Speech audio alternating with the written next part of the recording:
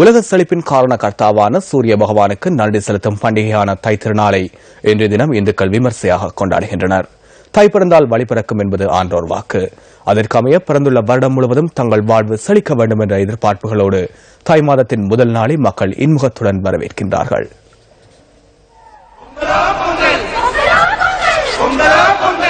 உழுதுண்டு வாழ்வோரே வாழ்வார், மற்றெல்லாம் தொழுதுண்டு பின் செல்பவர் என்ற திருக்குறளின் மூலமாக உழவின் மகத்துவத்தை திருவள்ளுவர் உணர்த்துகின்றார். உழவர்களின் தனித்துவத்தை உலகுக்கு உணர்த்துகின்ற உன்னதமான தைப்பொங்கல் திருநாள் இன்றாகும். இது இந்துக்களால் தொன்று தொட்டு சிறப்பாக கொண்டாடப்படும் ஒரு தனிப்பெரும் திருநாளாகும்.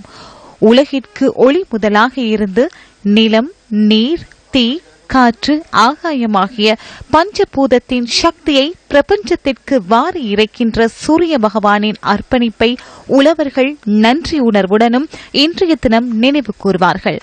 அதற்கமைய உழவர் திருநாளாம் பொங்கல் பண்டிகையை உலக இந்து மக்கள் வெகு விமர்சையாக கொண்டாடுகின்றனர். நெற்று வியர்வை நிலத்தில் சிந்த ஏற்பிடித்து உழும் உழவர்களின் அர்ப்பணிப்பை நினைவு கூறும் பொங்கல் திருநாளன்று ஆலயங்களில் பொங்கல் பொங்கி வழிபாடு செய்வது வழமையாகும். இல்லங்களின் முற்றத்தில் அழகு மாக்கோலமிட்டு மங்களத்தின் அடையாள சின்னமாக விளங்குகின்ற மஞ்சளையும் இஞ்சியையும் புதுப்பானையில் கட்டி பால் பொங்கி வர பட்டாசு கொளுத்தி சூரிய தேவனுக்கு இன்றைய நாள் மக்கள் நன்றி செலுத்துவார்கள். தைப்பொங்கலுக்கு அடுத்த நாள் உழவர்களின் உன்னத தோழனாக இருந்து உழவுக்கு உறுதுணை புரிந்த எருதுகளை வழிபடும் நாளான பட்டிப்பொங்கல் திருநாள் கொண்டாடப்படுகின்றது.